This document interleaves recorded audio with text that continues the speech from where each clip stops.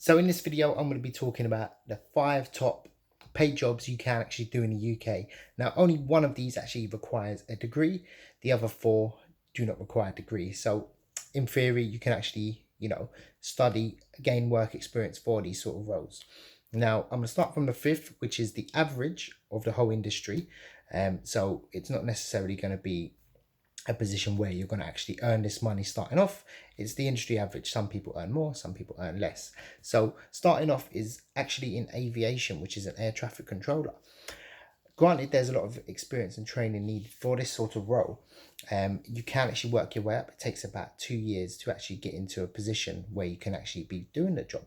You'll necessarily start on 30 to 40,000. There is a huge amount of responsibility, a lot of tests which you do, and a lot of training.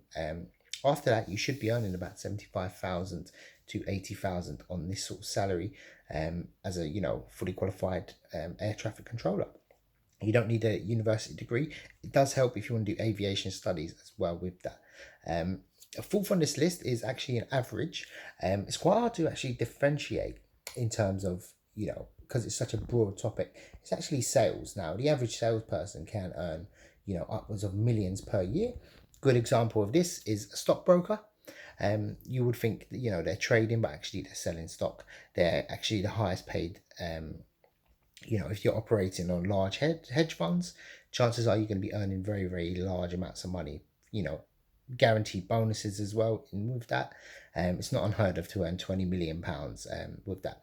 Averagely, sales, it can differentiate from, regular telesales all the way up to, business development and higher ticket sales, I guess estate agents selling yachts as well would be, a prime example of that. Typically, on average, you can earn about 80 to 82, depending on how well you do. Each year, you should be earning more. So it's really quite easy to get into. You can start with a telesales role and then move on from there. Yet again, doesn't require a degree. Based on that, the third for this position is medical practitioner, which is necessarily a doctor.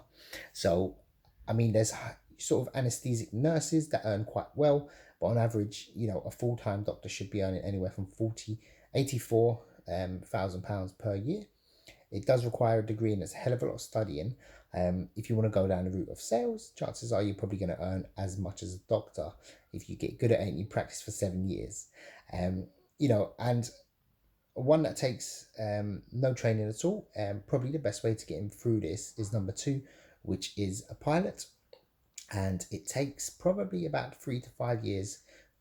Plus you actually have to pay, which can be quite expensive for flight lessons. So you have to do a certain amount of hours. If you go into, commercial jet setting, you're obviously going to be charged a lot more for that. Best way to go about it, each lesson, an hour could cost £200. And you start off with a small plane and you work your way up to, flying 200 passengers. That will obviously cost much more.